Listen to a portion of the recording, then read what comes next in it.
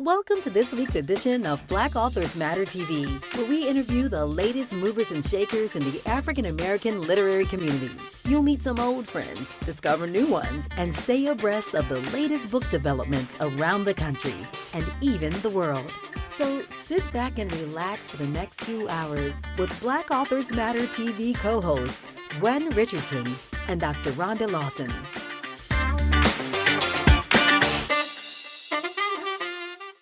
Good evening and welcome to the March 11th edition of Black Authors Matter TV.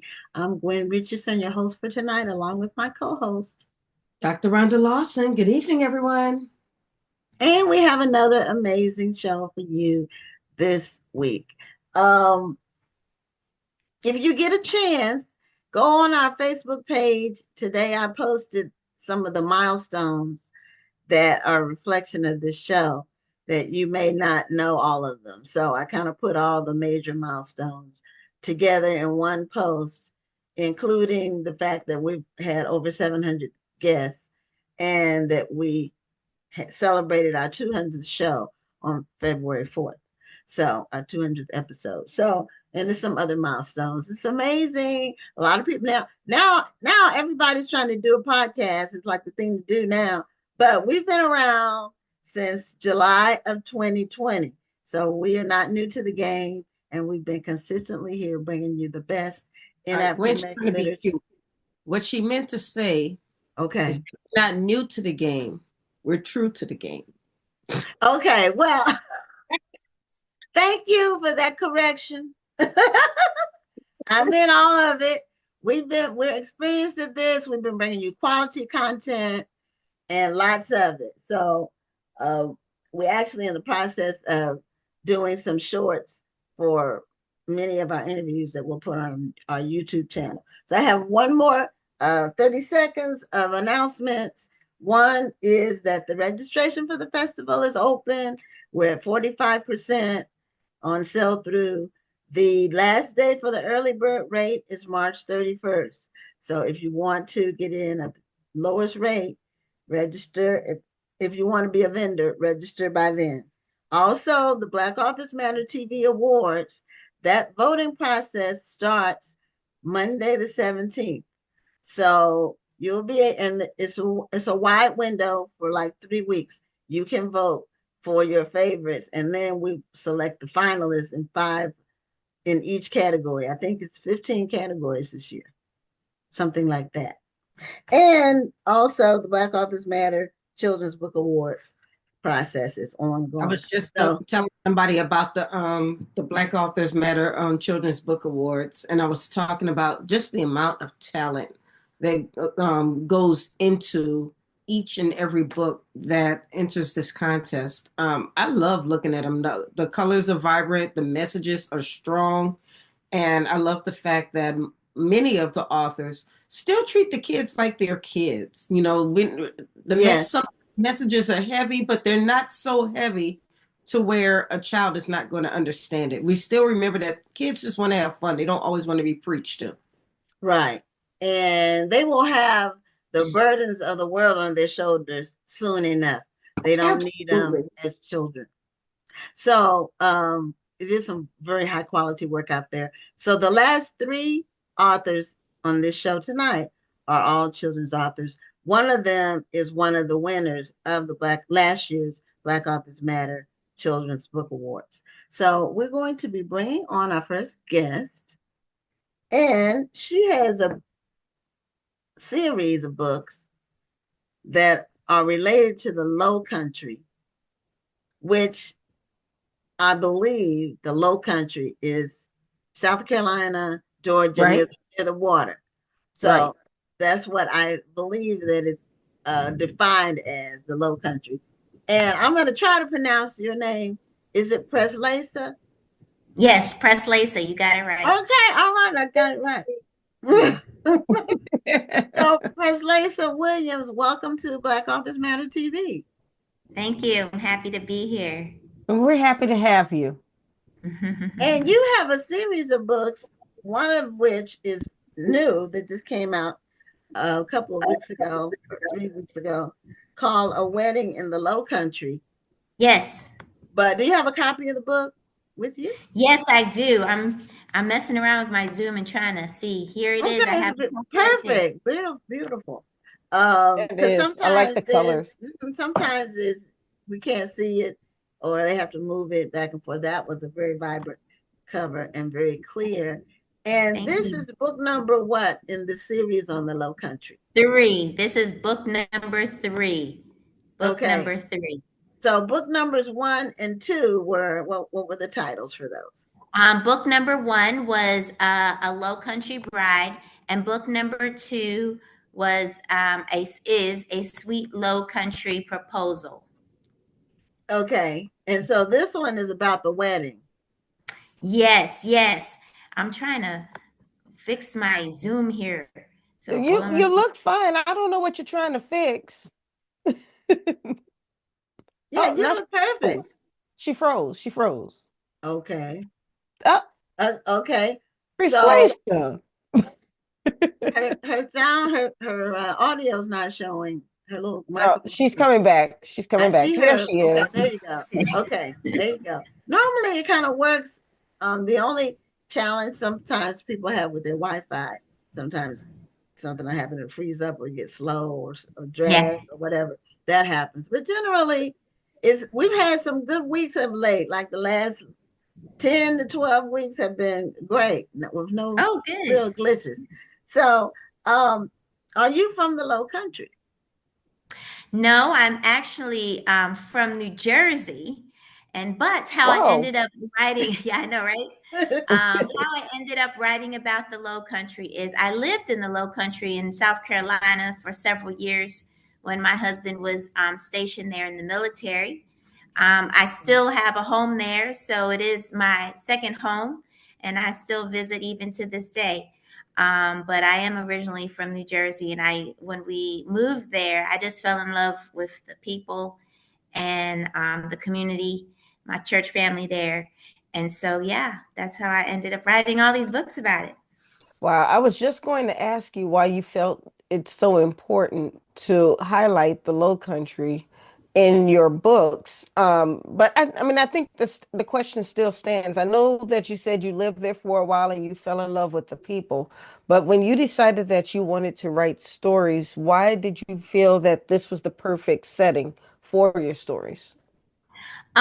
Because to me, when I was living there, like I said, I went to Amy Church there, and I just love the church family that I connected with, that me and my husband connected with, and just the friendliness, the courtesy, they took us in as their own, Mm. and we're like family even to this day. And so when I started to write, I wasn't writing at the time that I was met them, but when I had decided that I wanted to write fiction, I said, if I could put that feeling in a book, I wish I could. And that's how I ended up doing that. Oh, Oh, okay. that's nice. Okay, sounds friendly. It sounds like it's a small population, fairly small. Do you live Yes. in that Yeah. area? What's the population in that area? Well, and where I lived in Somerville, I couldn't tell you off the top of my head because the population. Somerville is like maybe like 20 to 25 minutes from Charleston, and Okay. it's grown more than what it was before. But I couldn't tell you the population off the top of my head Okay, because well, I wouldn't want I figured it to was give the small. wrong number. I just didn't know the area that you were from, if it was Mhm. like 2,000 people or 10,000 people. Oh, If okay. it was like Mhm. super small Mhm. or, Mhm. 10,000 is still small, but Yeah. for a city, but it's a different feel than 2,000. Because with Yes. 10,000, you're going to have multiple schools and things like that. The Yeah. infrastructure is going to be different. Yeah. So I've been seeing a lot of books about the Low Country of late, and I've been hearing about it. Like, wasn't Queen Sugar? Well, that was in Louisiana, though. Yeah, that was Louisiana. Not considered Low Mhm. Country, although Mhm. they are kind of similar in terms of Well, no, we don't consider the Louisiana the Low Low Country, though. Country, Yeah, but that they're would be like South swampy. Carolina, Georgia. Okay, Mhm. Yeah. okay, that's what I thought. But Mhm. uh, it just came to my mind. But it's been some other books written about the Low Country of late. I've been seeing it in titles of books or things. And then was it the Low Country where recently some people died because a pier broke that they were on? Because of A peer. pier, it was at the water, and a pier collapsed. And this was a few months back. Oh, And I some didn't know people this. died. I thought it Oh, was yeah, I'm not sure Georgia. about that one. You don't know about that one? I Mm-mm. think it was I think it was in that kind of general area. Okay. Oh. So I now, will. Yeah. Oh no, go ahead. Go ahead. Go ahead. well, is it so? It's not Charleston is not the Low Country. Yes, it is. It's Oh, it considered that is. South Carolina. Yeah, the South Carolina, Georgia area is Okay, considered the low. all of that. Okay, and that's because of the sea level being in the water. Is the I would say so. I would say it could. Yes, yeah. Probably that area because of the geography of it. Yes. Well, I would say I just had a Low Country boil for dinner, so I'm feeling. Ooh. Yeah, this is all coming together for me. So, what is your favorite aspect of the Low Country? What is that in your three books?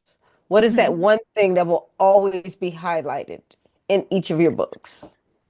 It sounds kind of like I would say the cobblestone streets in downtown Charleston for me.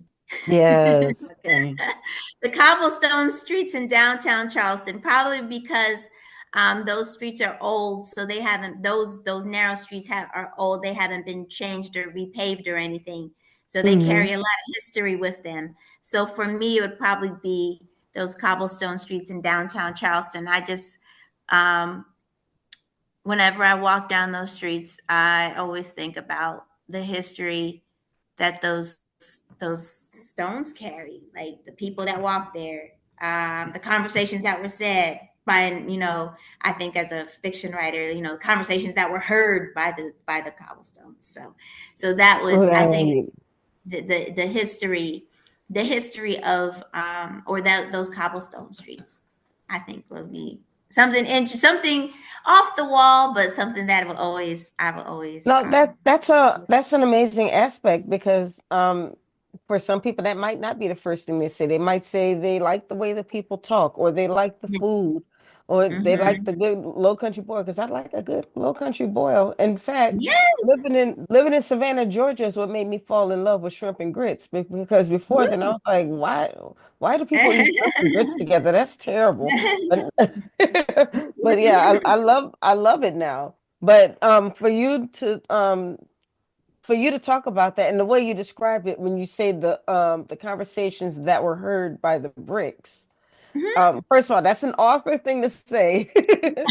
but it's very true because they are so old, they have seen so many things and seen so Yes. many changes. So I can see how that could be a character in your book all by itself. Yes, and oftentimes, as authors, especially as fiction authors, we talk about the setting being another character in the Yes. book. Mm-hmm. Yeah. We have the people, but then we have the setting, and the setting itself can also be a character. So yeah, I agree. Yeah, we went to Charleston a few years back and took a tour. We took a Hmm. bus tour, and it's a beautiful city. It's Hmm. right there at the water. Uh-huh. And then the homes, those old colonial style homes from the 1700s, are Hmm. still very well preserved along with Yeah. the cobblestone streets. So it has a Hmm. lot of charm. Yes, charm. I love that word. Yes, charm to it. And So I agree. it's not super busy.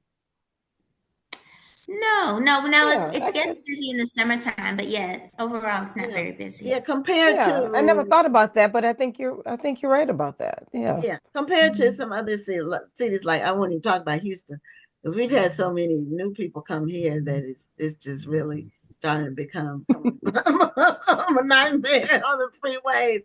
It's just too many new people. But it's one of those places where you can get away. Like you said, you still have a home in the low country Yes. where you Yes. kind of get away from it all.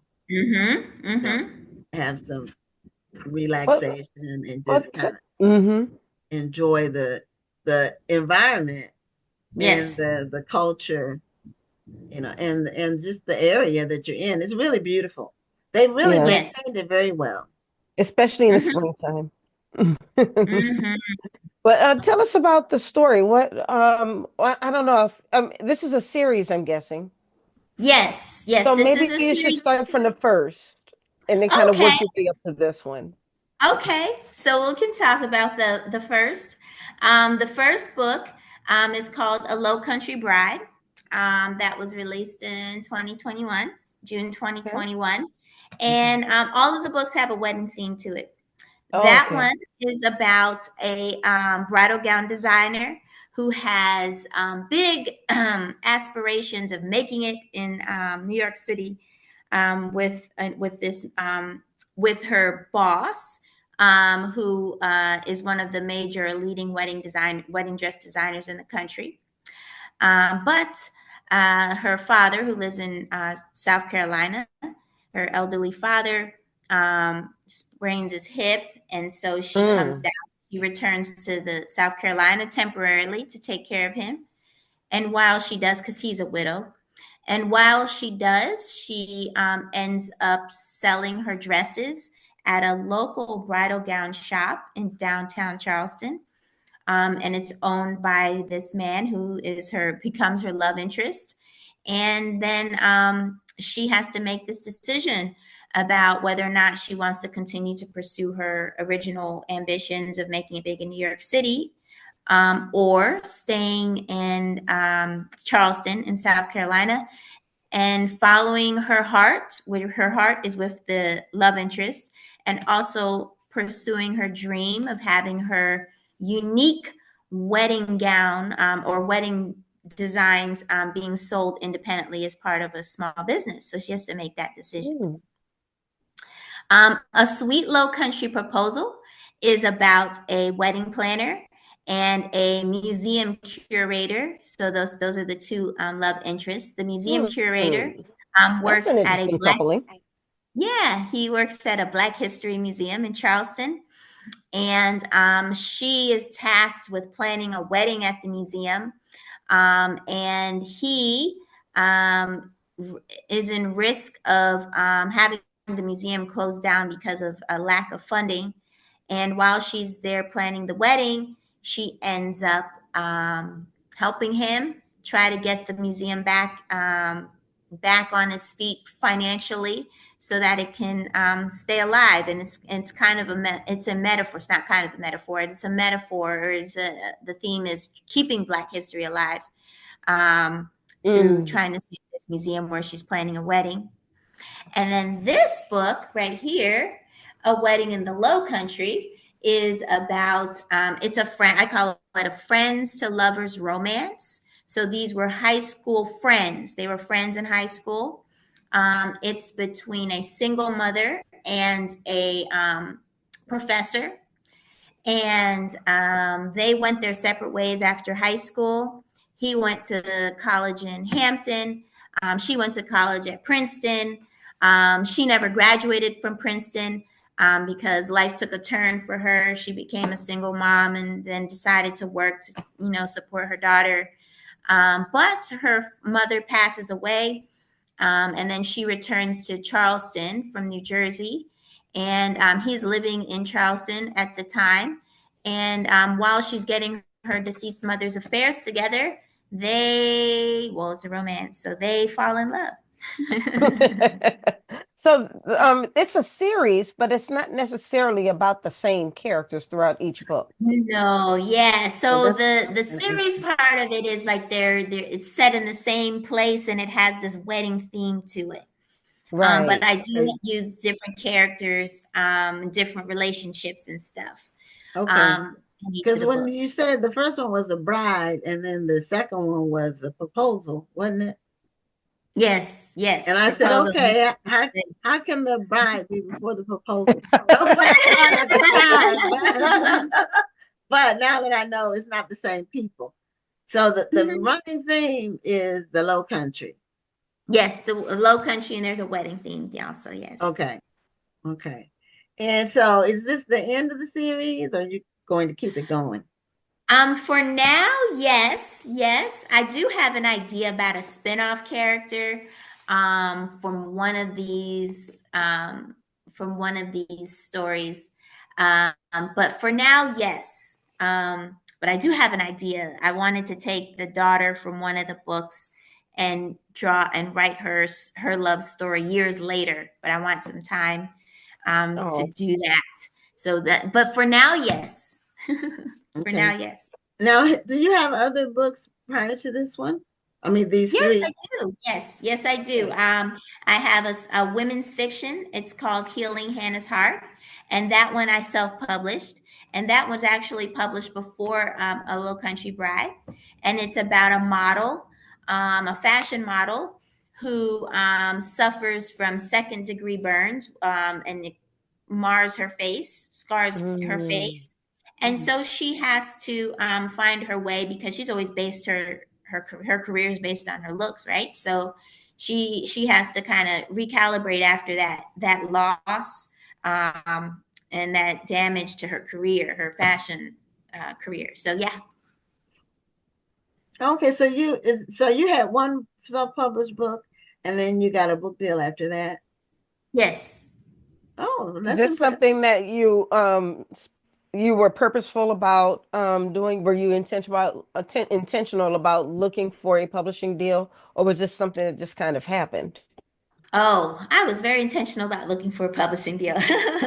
Always intentional.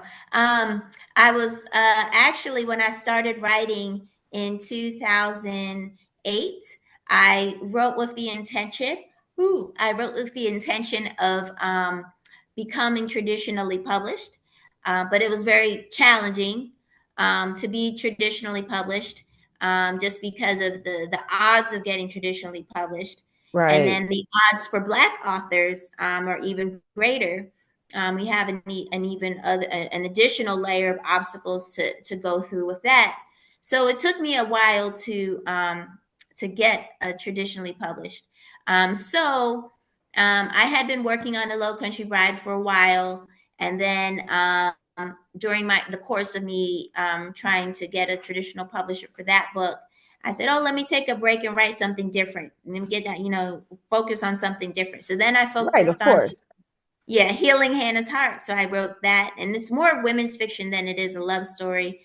So I wrote Healing Hannah's Heart, and then actually, when I first published that book, I had it published with a very small publisher, a small independent publisher. And then I eventually got my rights back for that book, and I said, "Oh, I'm going to just self-publish it." So after I got my rights back, I self-published the book. And then while I was self-publishing that, I didn't even mention, I wrote a small short story called "Touched by Fate," and it was like a prequel to a Low Country Bride. So I wrote that also, and I self-published that. All the while still working on the traditional publishing deal. So I kind of stopped to focus on another story, try to get my head out of that, try to get out, I was just going get to say that you were intentional, but at the same time, you wanted to make sure you took your mind off of stressing about the deal, so you yeah, you continue to write. yeah, yeah. Yes. That's how it works. Ain't nothing So wrong with that. did you go through an agent? I had two. How many agents I had? I had two agents.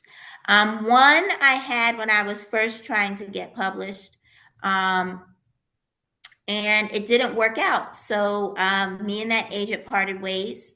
And then I did have another agent, and that relationship didn't work out either. So I parted ways. So the short answer to your question is no, I do not have an agent for these books.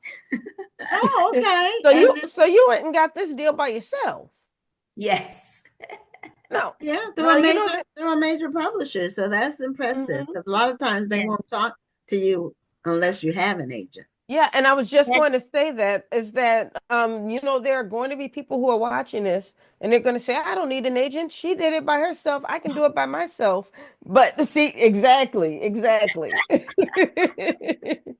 no, I think I'm an anomaly. What do you call it? An Yeah. anomaly? I'm an Yes. anomaly. Mhm. Yes, I'm an anomaly because the way that I actually got this book deal, because you are correct, usually traditional publishers won't talk to you without an agent. I was a member of Romance Writers of America for a long Mm, time. Okay. And at one time, the major publishers the came to the annual conferences at Romance Writers of America, and my current publisher had a contest where you could an own voices contest where you could submit a manuscript if you were unpublished and unagented, and you could submit a manuscript for potential publication. For potential publication, so that's how I got my in. I entered that contest, and actually, it's kind of interesting because I entered it the first year and I went to the conference and I met with my now editor and I pitched the book to her. And then she said, oh, well, you know, the book that you're writing or the book that you have sounds a little small for our line. We're looking for books that are 75,000 words or more. She said, I don't want to tell you what to do with your story, but if you want to consider lengthening it or, you know, adding a subplot in there, maybe we can look at it. Now, she didn't make any guarantees or promises, but I left that conference and I said, I'm going to do that.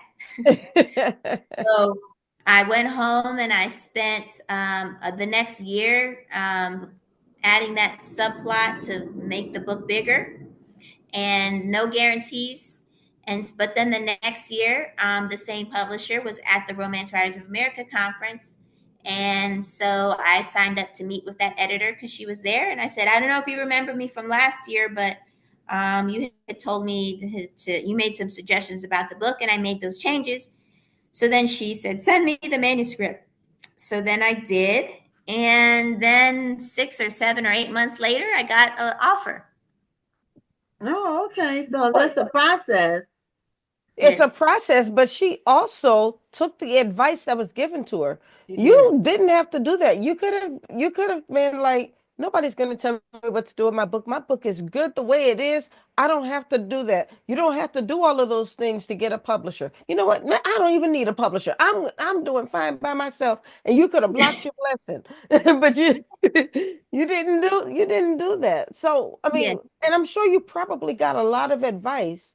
Well, first of all, side note, this is why going to conferences like this is important. The Yes. networking is valuable, and you're going to get a lot of great advice, even if you decide to never be traditionally published. Yeah. But with that being said, I'm sure you got a lot of advice, you got a lot of tips, you probably went to a lot of workshops. What was it Mhm. about this piece of advice that said, maybe I should listen to her? Because I knew that she was probably the key to me getting published. I knew that if she liked what I did, then she had the authority to say, "Oh, here's a contract." So Yeah, so that's why I listened to her. Yeah. And plus, makes sense. meeting people face to face, even in the age where we do remote like we are right now, Yes. there's no substitute for face to face meeting because you Yes. get a feel for the person, you get a vibe, you're right in their face. And Yes. so a lot of times you can get something that way that you would not be able to get otherwise. Yes. Yes. That's true. And something else you mentioned just in the final minute that we have Hmm.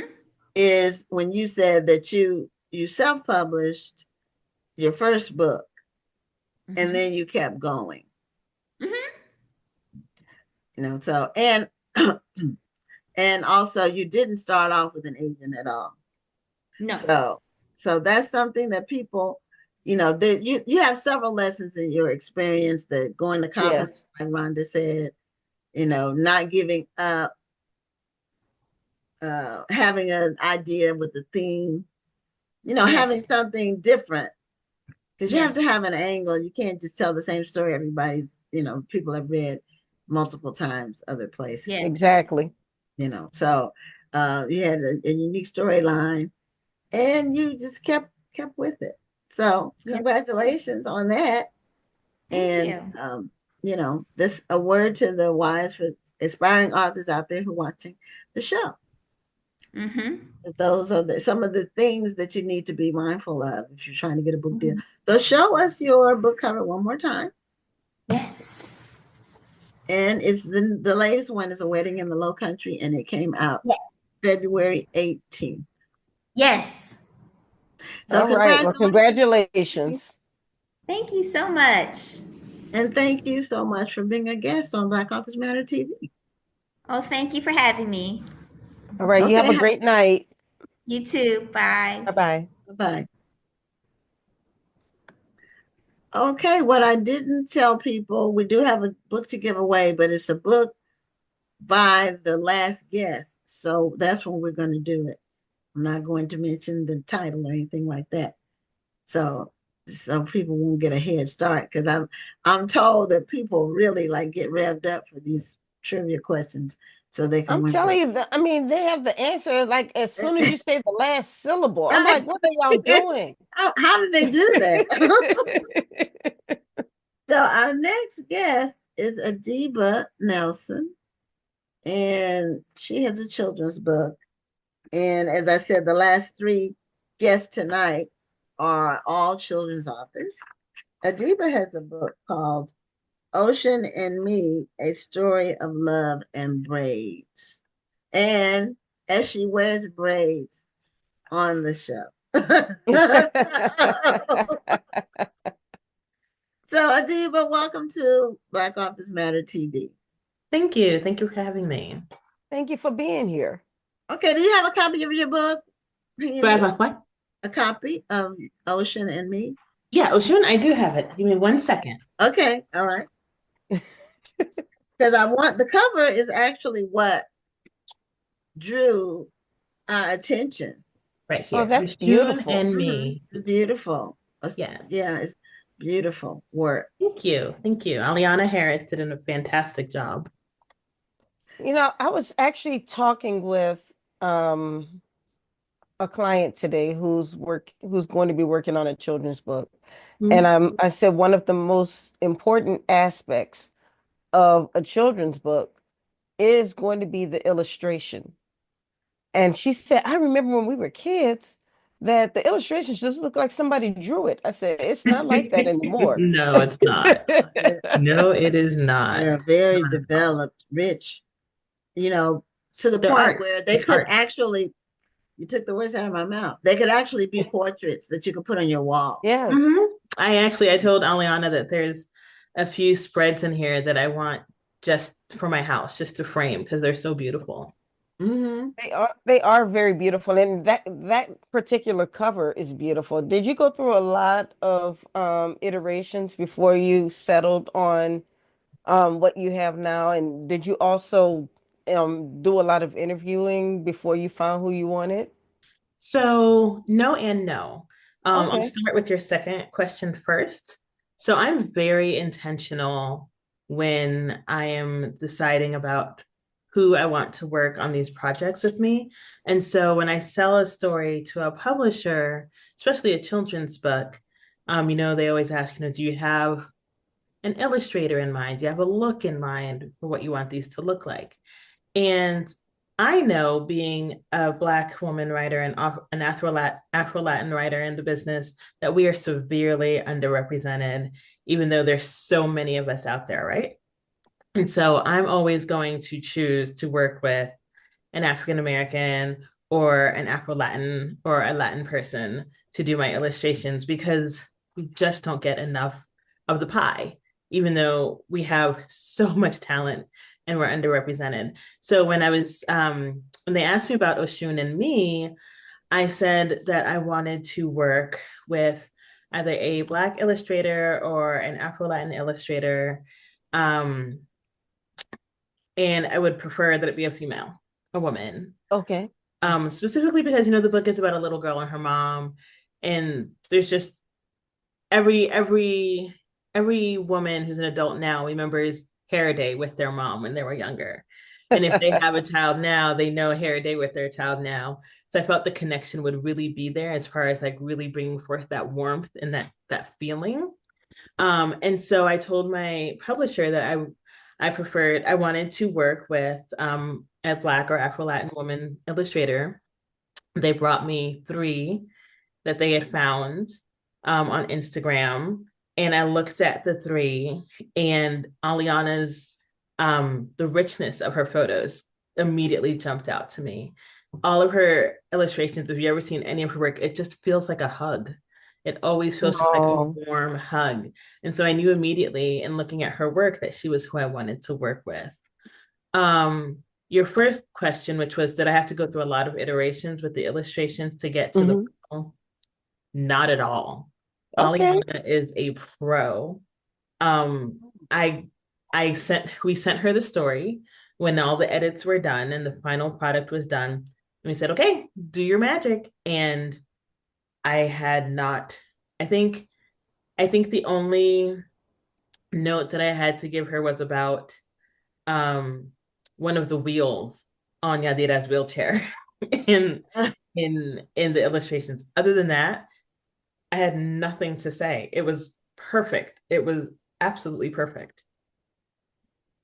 That's great that you were able to basically strike gold. But I think it's because you did so much prep and you had so much intention prior to going into the process. So it made things easier on the back end. Yes, but I do want to say, I also, not to be woo-woo, I don't know what your audience religion or spirituality journeys are, but I always do say, God, let it be what it's going to be. Let the people who need to have their hands on this put their hands in. Yes. Let the people who need to find it find it. I've done my job. The rest is up to you. And so I don't necessarily worry too much when it comes time to put these finished products out, because I know that the right people will end up being a part of it. The illustrator is so important, and I'm glad you were able to find a Black female to do your illustrations. A children's book where I was able to do that too. She had to draw sketches from photographs because these were it's about women in business. So she had to take the photographs of the women and turn them into an illustration, which she did an amazing job. And I found her on Freelancer. But it's important to have a portfolio of your work that people can access, especially when you're in a creative space. Yeah, I think with Oshun and me, I sent her pictures of styles of braids that I wanted to see in the book. Oh, okay. And I sent her pictures of my daughter's wheelchair and my daughter's walker, and then other walker styles that she could choose from to draw. But everything else was her. Everything else was her. And Wonderful. the crazy thing is in the back of the book, there's a picture of Yadira's school. And I had never talked to Aliana about what my school looked like growing up, but it is an exact replica of my elementary school. Wow. And yeah, it was just one of those things. Research. I mean, there's nothing that would tell you online where I went to elementary school in New York City. So that's why I would say, like, the people's hands who need to be on it will always be on it. Amen. Yeah. It's important to connect with the right people when anytime you have any kind of a project, because the wrong kind of person can bring the whole thing down. Just not necessarily make it topple, but bring everybody's spirits down. Absolutely. If you have someone involved who's not optimistic and upbeat and who's a solution-oriented person, not a problem-oriented person. Right. So, those things are important. Now, who is Oshun and where did Oshun? Oh, Oshun? What's the significance of Oshun? Oshun. Oshun? Yes. Okay. So who is that? Just a totally fictional character? Is that based on? Okay. No, Oshun is a goddess. She is often found in the spiritual practices of the Yoruba tribe of Candomblé, Santeria, Afro-Latin cultures, their spirituality. Okay. She's one of the goddesses that they worship, that they pray to. She's not made up at all. Okay. I didn't know if it was a person, a character in the book. If that Yes, was she is a character in the book. It's because okay. so Yadira, this little girl, Yadira, she learns about Oshun through her mom doing her hair because her mom always puts cowrie shells in her braids when she does them, and she always puts one right at the center. And so she's Okay. asking her mom, well, why do we always put this shell right here? You know, little kids are like, what? What is this, mom? Why? This is Right. weird. I Why are want to we be like doing everybody else. Right. And so her mom tells her about Oshun and how Oshun used the cowrie shells to protect her people when the land was dry, and she guided them to food and to water and safety. And so her mom always puts the cowrie shell in the middle, right at the top of her forehead, for protection and safety as she goes through her day.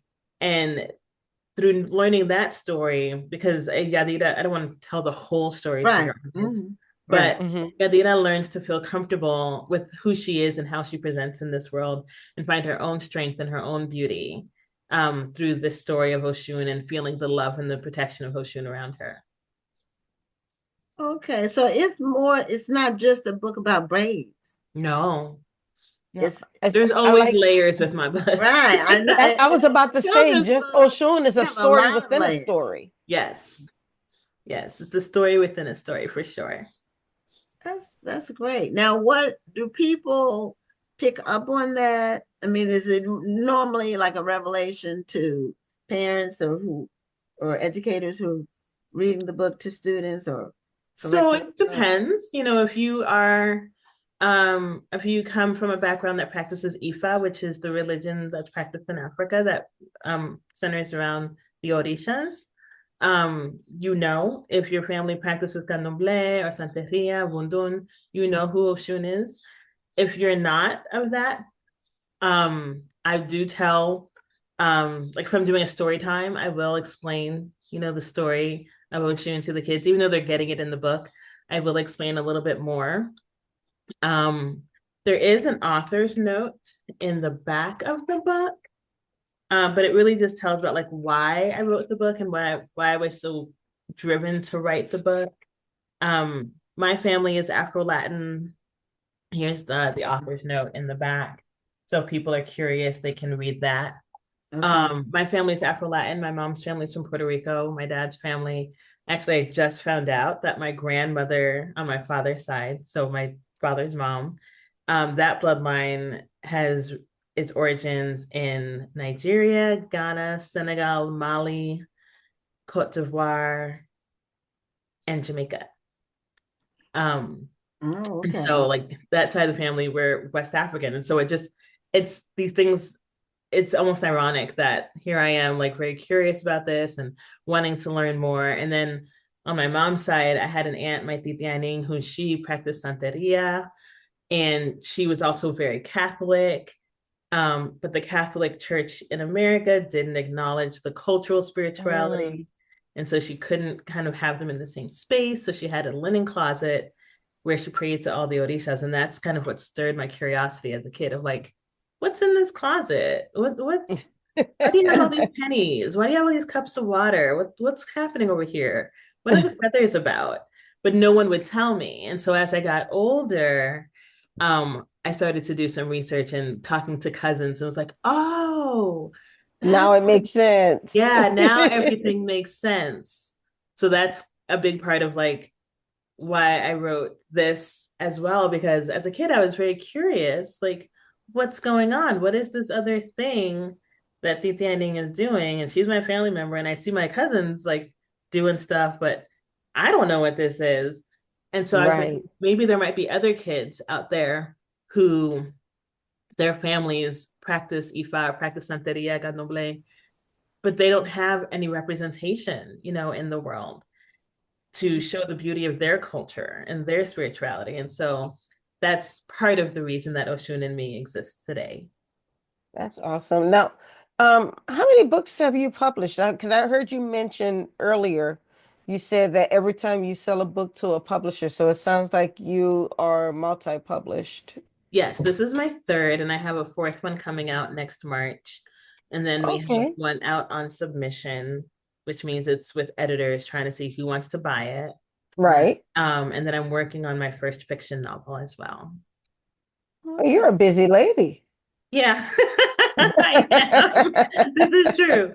This is true. I have a children's book that I self-published, and that did really well. And then my memoir, which also did well. And then this is the second children's book, but first traditionally published children's book. And then the one that comes out next March is also with Macmillan. Okay, what was your memoir title? Ain't That a Mother?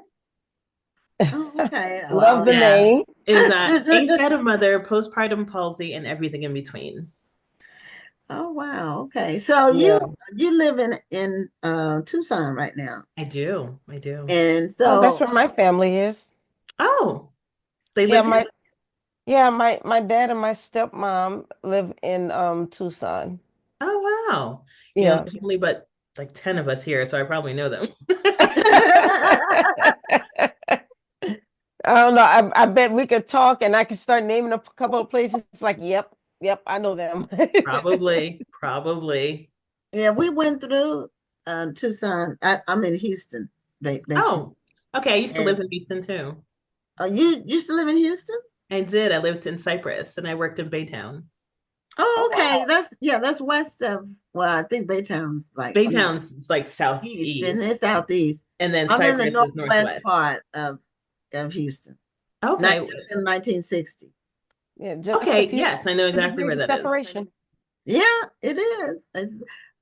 This we went through Tucson on a road trip from Houston Mm-hmm. a few years ago, and I tell people if you haven't had a chance to get out and do some road trips and just see this awesome country that we Yeah. live in, that is just so amazingly different. It's like, because Arizona looks nothing like Texas. No, not at all. It's not. Not It's at a all. whole different. The mountains are different colors. You got desert. Well, You have my favorite cactuses. thing was when I drove from, and it was a long drive. Oh my goodness. We drove from Killeen, Texas Mhm. Okay. to Tucson to visit my dad. That is a very long drive. The very long drive. I think it took a day and a half just to get through Texas by itself. Yes. Mhm. Yeah. But the interesting part was passing the ghost towns on the side of the road. Mhm. Some of these old Western towns were like still there, still standing. Nobody's there, but they're still standing. Yeah. And to me, that's always been very interesting. And just to be able to see them, I was a little nervous about stopping there to look closer, but it was nice to drive past them. Understood. I'm originally from New York City, but I've been in and out of Tucson for over 30 years. But I'd say Tucson is where I built community. But New York is always going to be home for me. Okay. Oh, We were in New you York probably know last my time. good sorority sister too. And I see you're a Z-Fi. I Oh, do know some Z-Fis. Yes, I am. Yes, I am. Where's your blue? I won by extension because my daughter's one.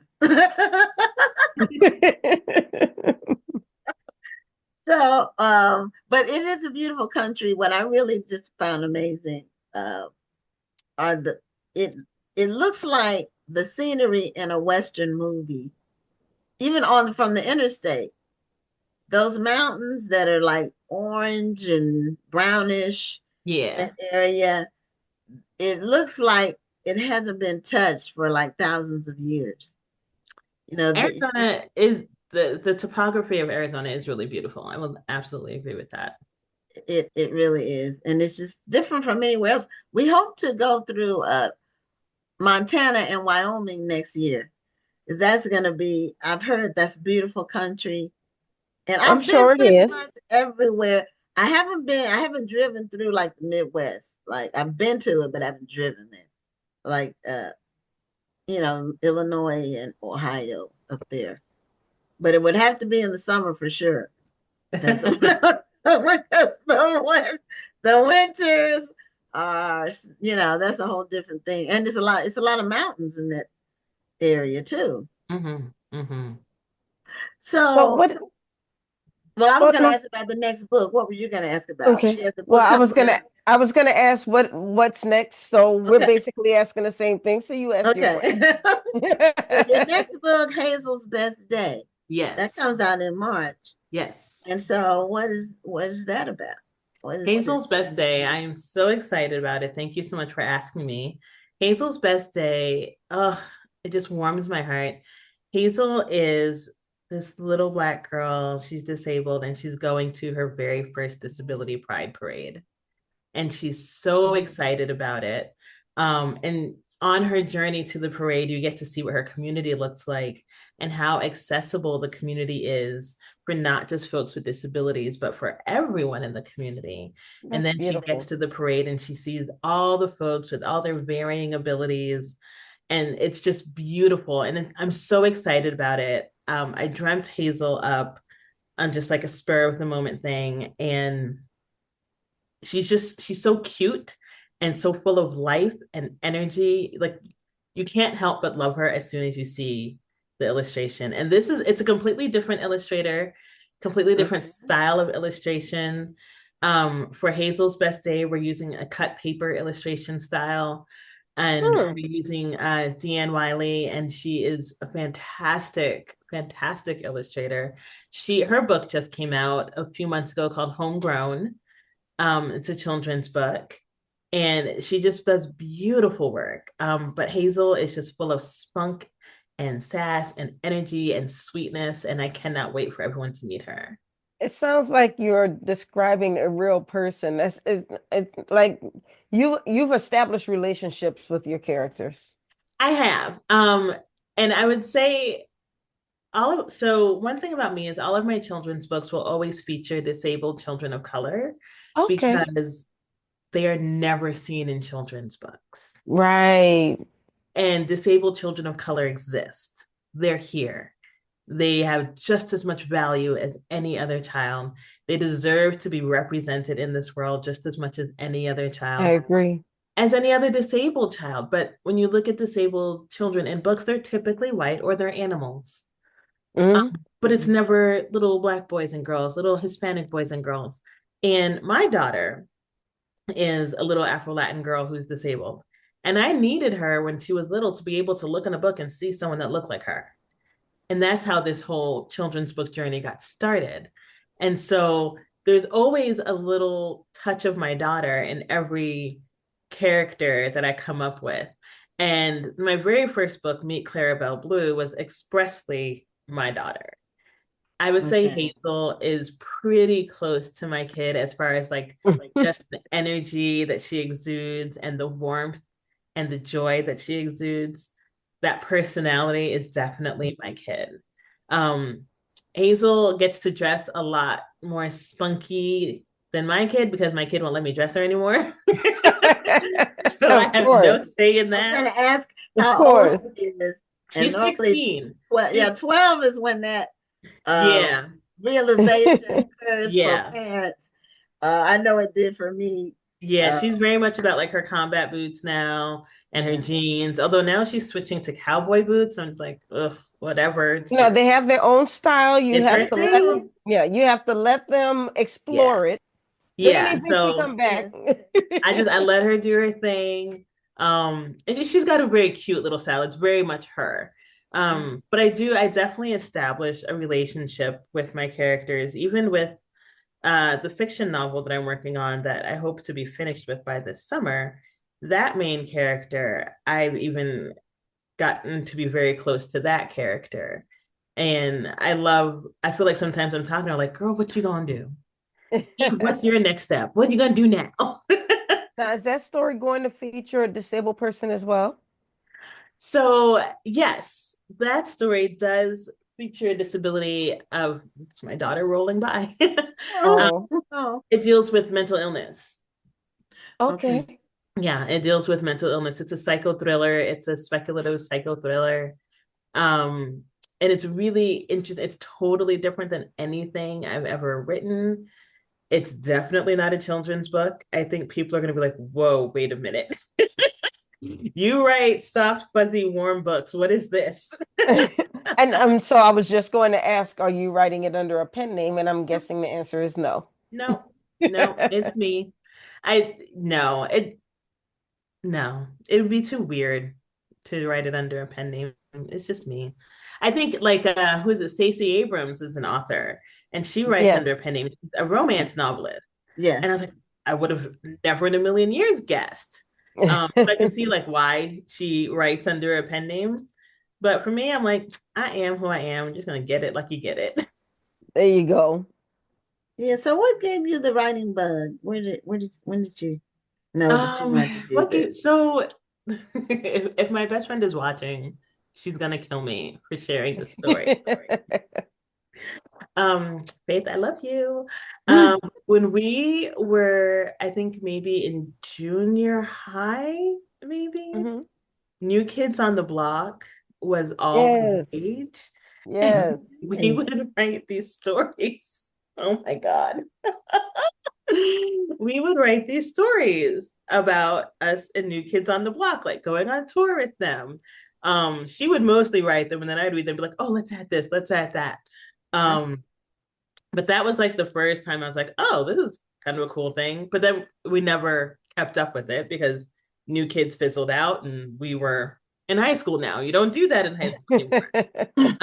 But then I'd say when I was about 15, I got like that teenage angst poetry bug where you write about like I want to burn the whole world down and everything's awful and I hate everybody. And so I started doing that when I was 15 and I had stacks of composition books of just poetry. And then I kept writing poetry into my 20s and I got into spoken word and slam poetry. And I did that for a while. I did that up until I was like maybe 24. Okay. And then I went back to school and I stopped writing for a really long time. But then after my daughter was born, I had some really severe postpartum depression that kind of veered into postpartum psychosis. And I Mm. started a blog basically. That was when blogging was all the rage. Mhm. And I started a blog to just write my way through it. And the way I use like coping skills, for me, humor is a coping skill. And so my blog was called Spit Up is Sexy. And I just blogged my way through my postpartum depression.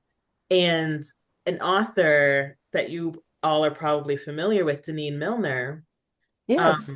unbeknownst to me, I had been a huge fan of hers since my early 20s. I had read so many of her books by that point. Unbeknownst to me, she was following my blog. And one day she sent me a message. She's like, "Oh my God, you're so funny, blah, blah, blah." And I was like, wait a minute. Is this the Deneen Milner who wrote this and this and this? And you are a columnist here and here and here. She's like, that's me. And that was kind of the note of like, oh, your favorite author thinks you're a good writer. This is interesting. And I just kind of held that in the back of my head. And then when my daughter was 2, I came out of the postpartum depression. I talk about it in the memoir. Um, and then the blog kind of fell because I was better, if you will. But then when my daughter was 2, we were looking for children's books where she could see herself in, and there wasn't any. And so I came home and I rage wrote Meet Clarabelle Blue. Rage And wrote it. Rage yeah, Road. I rage wrote it because I was so Oh, angry that we couldn't find a book that she could see herself in. I just came home and was like, fine, then I'll just write but you a then book. you went back and edited it and softened it up a little bit, right? I made Clarabelle Blue very sweet and kind, and the mom was very nice in the book. But I was livid that I could not find a book. The lady at the bookstore showed me a book that had a disabled like raccoon or something. Mm, And I was like, Oh. well, my kid's not a raccoon, so no, that's not gonna work. Um, thank you. and so that's when I came home and as I call it rage writing, my first children's book, and that started everything. You know, rage writing is a thing because my first book was from rage writing. I never heard it put like that, It's a but thing. anger is a good motivator for certain things. Yeah. Rage And writer. it can be positive. It can turn into something positive. I mean, it got me here. It can produce. I mean, it can. It can. Yeah, my first book was based on that, and then I'm in book 15, working on book 16. Oh wow! Congratulations, that's amazing. Yeah, thank you. And I never thought I would have more than one book. Once I did that rage writing with the first one and got it out of my system, I never anticipated having another one. But then I got the rest of my books are based on being inspired. You know, not being angry. The other books being angry, I'm trying to think. But it's mostly inspiration. But that first one, anger can be a good motivator if it's channeled correctly. Yes, absolutely. Absolutely. Well, show us your cover one more time, your awesome, beautiful cover of your book one more time. This is Oshun and Me, and it's also available in Spanish, Ochun y Yo, and it was narrated and translated by Isa Mas. So you can hear it, an audio version in Spanish as well. And the audiobook is available in English as well. And it's really lovely. Macmillan put music behind it. So there's like some African drumming and some marimba sound. Very nice. And there's some times where you can hear the shells with Yadira running her fingers through her shell. You can hear the rain. A whole immersive experience. It's really beautiful. Okay. Well, though that cover is awesome. Here, I'll hold it. It says it all. Shameless plug. There you go. All. Yeah, it's beautiful. Thank you so much for being a guest on the show, and congratulations on your previous books, this one, and your future ones. Thank you so much for having me. I really appreciate it, ladies. Thank you. You have a great night, and best wishes to you, and good luck on the new release. Thank you. Thank you. Have a good night. You too. Okay, so we have our next children's author. And did you meet her at the festival? Did you meet Ashley Irvin at the festival? I'm thinking. I may have. I'm horrible sometimes. I know the name and then I have to see the face. But Ashley she's unique in terms of she was a winner of the Black Authors Matter Children's Book Awards last year in 2 different categories with 2 different books.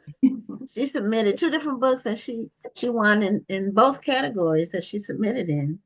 And so I'm trying to remember, don't quote me, but I don't think anybody else has done that the same year, won with 2 different books. Well, that says a lot about you. Categories. So, wow. So welcome to Black Authors Matter TV. Thank you. And the books were just beautifully done. So I don't know if you are self-published or not, but they were just really exceptional and stood out in the judging process, because we have a panel of judges and we have a very lively discussion. We look at each book and it's a point system. So from 0 to 5, each book, and we also do decimals. So you can do 1.5 or 3.5. So we have a panel of 6 judges and we add up all the scores. So that's how we determine who wins in each category. Well, that's how we determine the finalists and then the winners in those categories. So the 2 categories you were in, do you have your 2 books handy? I don't. You don't? Because I wanted people to see how beautiful they were. Oh, Ashley. You don't have them sorry, I'm busy. You don't have anywhere at home where you can go around real quick and get one? It's in my car. If you would. Oh, no, that might be a little far. Well, is it far? Is it right outside? I want people to see at least one of them. Okay, well, we can wait then. Go ahead. We'll talk about ourselves. We can talk about something else. As a matter of fact, we can talk about the book we're giving away And in this part, but the book is for the next guest. So Right. our final guest has a name that is beautiful and long and that I'm not even going to try to pronounce. Starts with an O, but the name of her book is Operation Sisterhood. And she has more than one Operation Sisterhood book. So this one is called Stealing the Show. It's the subhead is Stealing the Show. And the trivia for this book is that the main character has someone in her neighborhood who the main character's name is Sunday, and someone in Sunday's neighborhood is a TV star. And what we want to know for the trivia question is, what is the star's name? The TV star, the neighborhood friend that lives in Sunday's neighborhood. Sunday's the main character. And what is her name? So if you get the answer to that, you win your copy of this Operation Sisterhood book. So Ashley's back. And do you have both books or just one? I have one. Okay. Now, this one is The Little Shepherd and the Lost Sheep. And this book won the Best Illustrator book. The illustrations in this book are just beautiful. Very, You very finished it amazing. so fast. So just leaf through there, just, show a few I of the remember that book. Yes, yes. Show the audience some of the illustrations in the book. And Yes. I'm assuming it's based on Jesus. Is it based on that or Christian culture, scripture? So it's just so beautifully done. And we were just blown away by the illustrations on that. So tell us what this story is about. So yeah, so it is based off of the biblical story about the lost sheep. And so I Okay. figured, well, let me, kind of recreate the story in a way that children could read and understand it. So basically, I create a story about a father is teaching his son the ways of being a shepherd. And then one of their sheep goes missing. So a storm comes through the farm, it breaks the fence, and the sheep goes missing. And so the father is telling the son the importance of going after, this one sheep because, he's lost, he's scared. So, and that sheep belongs to them. So they go out on a journey looking for the lost sheep. And then in the end, they find, where the sheep ended up. But yeah, it's a retelling of the biblical story of the lost sheep. And it's very accurate too. I remember being in church and the pastor described that the kennel, I don't want to say kennel, but for lack of a better term, I'll say kennel, and how it looked and how there's only one gate. And you have that illustrated there perfectly. Yes. So Now, what was the inspiration behind depicting the lost sheep, the parable of the lost sheep? Was it a parable? I think it was a parable. I think one is because it is a good story with so many different, meanings, and you could, really recreate. I think just be able to recreate that story into a children's book. And also Right. too, my family, we have a property, and so we have sheep. So having sheep is like we understand, how sheep are, the ways of, taking care of the sheep, leading them to the pasture, protecting them. So it's like, well, because I have some experience with it, it just makes sense to write, the story. Makes sense. Wow. So where do you live? Where you have the sheep? In San Antonio.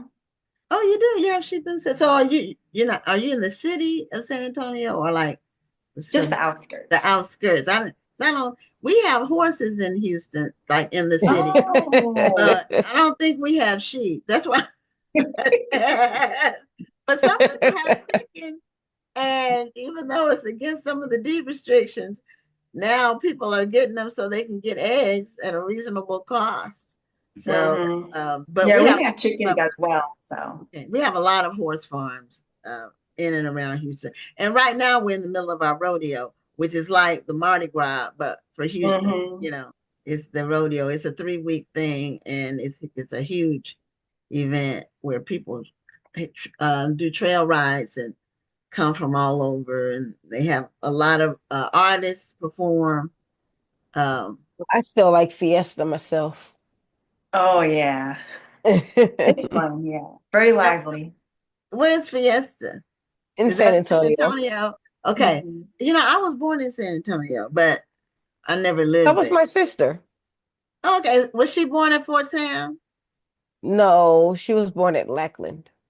Okay. So I was born at Fort Sam, Houston. So, but my dad was in the military at the time. So, but I've only visited San Antonio since. San Antonio is a nice touristy town, It especially is, with that yeah. river right in the middle. It's really, Yes, Mhm. really nice. very pretty. It gets hot though. I mean, Houston's hot too, but we went to SeaWorld when Sylvia, when my daughter was, I think she was like 10, something like that. It was so hot. We went for the 4th of July one weekend instead Oh of, yeah, in July, the middle of summer. Ooh, it was so hot at SeaWorld. But it was beautiful that river where we did the riverboat ride and all of that. And that was really nice. So that's interesting that you all raise sheep. How many do you have in your herd? I guess it's called a herd. Well, I heard. Okay. Well, we have 4 right now. We're starting off okay. small, so. Okay. So this is a new venture. Is it a new Oh yeah, we're business you're brand trying? new. Oh, Mhm. okay. Okay. So do you shear the sheep? What? Yeah, we actually just sheared the sheep this past weekend because it's getting Okay. hot now, so Right. take Right. that wool off of them to cool them down. That makes So, sense. so do you sell the wool? What do you do with This the is wool? our first year, so we're not sure what we're gonna do with it yet. We kept it, Okay. so we're not sure what we're gonna do with it just yet. You can make some nice pillows. hmm My mom sews, so who Well, knows? you Mm. see movies and they have a sheep skin that they use for a cover, like a wrap hmm or a blanket or whatever. So that's interesting. So it tied right in to the theme of your story. Now you also won in the coloring and activity books category with the Yeah. book that you don't have a copy of with you, but it was called Detective Harper and the Bakery Mystery. And it was Mhm. also very beautifully illustrated. So uh, you were, your book stood out. Now, are those only 2 books you have, or do you have like more books? I have one other book that was my first book. It's called The Sun's Redemption. And it's basically about a king who tells his 2 sons, basically, um, he goes off, out of the castle. And so he tells his 2 sons to, you could do whatever you want to do, you could have whatever you want, but just don't leave the palace. And so it's kind of a story about disobedience because they end up leaving the palace. And then two common boys, I guess you would call them, would come. They switch places, so they kind of drew the two Wow. princes out to, and I guess, be like imposters. So they entered the palace as the prince. So when the princes came back to enter the palace, they would say, "Well, this is where the princes." They're like, "Well, y'all just, the princes just entered back in. So who are y'all?" So like kind of like a disobedience and their, the consequence of not listening to your parents. Oh, okay. Now, are you an educator or what do you like do? No, I actually work in with TRICARE. I don't know if the military. Yeah. Well, Um, I'm a veteran, so thank you. okay, yeah, I work with Humana. So I do authorizations for mental health and substance use. And so for active duty service members and their families, I would help locate, treatment for them and then refer them Right. out. Oh, Well, okay. what inspired you to do children's books? I think it's because it's more Children these days, I guess, are more like, tech savvy, more into computers and phones. And so, oh, my lights went out. Oh, mine just went out. Well, I Can hate y'all when see that me happens. okay? But don't we see you? It's a little darker now, Okay. but we can still see you. So I just feel like I want to create stories to where it's kind of interactive. That's kind of what inspired me with the Detective Harper book. I Mhm. want to do books that's interactive, that is educational, going back to morals and values and making it fun to where children are not so like, technology, savvy and more Right. reading again, getting back to, common sense and, the ways of, our forefathers, going back to sewing and keeping sheep, gardening. So it's that kind of mindset of just getting our children back to that. Yeah. Yeah, it's kind of hard to tear the kids away from not even just kids. You can't even tear the adults away from all of the technology these days. Right. So Yeah. I it's even agree. harder with the kids. I agree. One thing that really bothers me when I go out shopping is to see a mother with her face in her phone and her kid is just kind of following along. I'm like, the way she's focused on the phone, that kid could wander off. I mean, these aren't Mm-hmm. big kids. These are like maybe 6, 7, 8 years old. They could wander off and she wouldn't even know they were gone Hmm. because she's Yeah. so focused on that phone. So Right. um, there have been a lot of studies about the need for more engagement, more socialization for children and adults. Hmm. It Because starts at home, basically. mhm, It starts it at does home. start at home. Hmm. And you can't wait for the kid to get an epiphany to tear them away from their device. You have to take the device away and also have something else that you engage with that they can be doing besides that. Because Right. if you start giving them those, people give their kids tablets at 2 years old, and I know they're trying to keep them quiet, but you really get them hooked on those devices where they Hmm. Well, really I'll also say that I've started looking at the video games a little differently because kids are actually learning a lot of life skills like decision making and other there are other things that go into playing video games that we don't always realize. And so if a child is going to be into the video games, yes, they still need to have their have their responsibilities taken care of, their homework, chores, so forth, whatever it is. But often that time that they play on the video games is their time to decompress. And then they're also learning um, critical thinking skills and decision making skills by playing these games. These are things that we don't think about because we didn't grow up with it. Our extent of video games was Atari. Well, mine. I mean, I don't know how old you are actually, but yeah, but Atari was basically the first game system. And we only got to play that every once in a while. That wasn't something that we were able to pull out every 5 minutes and play. no, because But they were played on the TV. You had to exactly, bring and the everybody had television, the one right? TV, so you can't play it on. So you could only get a little bit of time on there because everybody had to use that television. Now it's a Right. television in every room. So it's a little bit, and then they have the tablet. My concern is they may be learning some motor skills, or they might have to decide, do I pick this color or that? And I'm just using that for an example, but they're not learning social skills. They're not learning how to look somebody in the eye and talk to them, engaging in a conversation, just talking. They're missing out on that. And so it's just like anything, there needs to be balance. That's No, all. there does need to be balance, but Mhm. like I said, we adults are not the best social people either because we're like this the whole time. Yes, Um, have you ever gone I'm out to not, eat? but Have you ever gone out to mhm. eat and you'll see four people sitting at the table and all four of them are on their phones?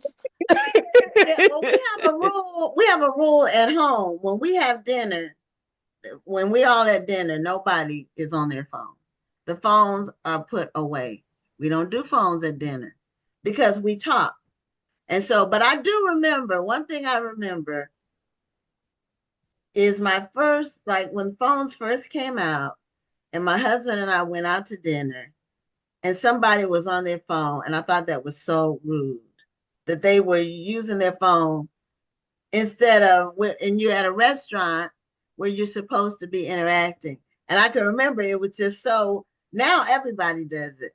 But then when it was new, when not everybody had a phone, this was probably, it might be pre-flip phones. I don't know. The first phones, I can't, I don't know if they flipped or not. They were big and they had like an antenna or something. I can't remember exactly, but I remember that really, like, I thought it was so rude. But now it's really different if people aren't on their phones.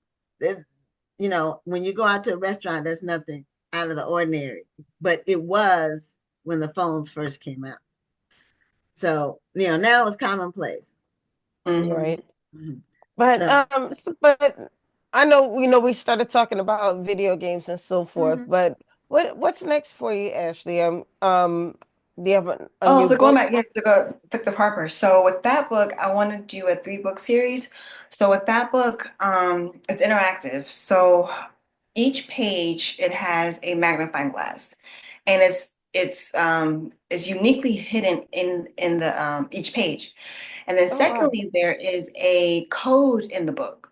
And so being a like a detective, book, I wanted to create like a mystery type, feeling. So in the book, there is a code for the children to find. And so when they Mm-hmm. find that code, they would go to my website, put that code in, and it will unlock games based off of the book.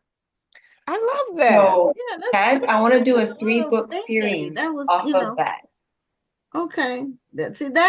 That takes really intentional thought and planning and a higher level of creativity to have that happen. So did the kids do that? Did they go on there to find the Yeah, clues? I had a lot of children go to the website and play the different games and stuff. But yeah, And so that incorporate. gives me a thought for my next book. I have a children's book series, and I'm planning to do book 6. If I don't do it this year, it'll be next year because I have another book that I'm hoping to get done this year too. So, but that gives me an angle, and I wouldn't do what you were doing exactly because I don't like. But QR codes are so common now that people are using it for Mhm. everything. So I could incorporate that in the storyline somehow. Um, and that gives me a creative thought that I could use for my next book, which is totally, it's about, my book series is about teaching children to be entrepreneurs. So I could, easily incorporate something with codes in there. So, so when you could, we had a picture of you from the book festival that we posted with you interacting with the kids. I think you were either doing story time That was a cute picture. of you. I don't know if you saw it because we were posting pictures for weeks.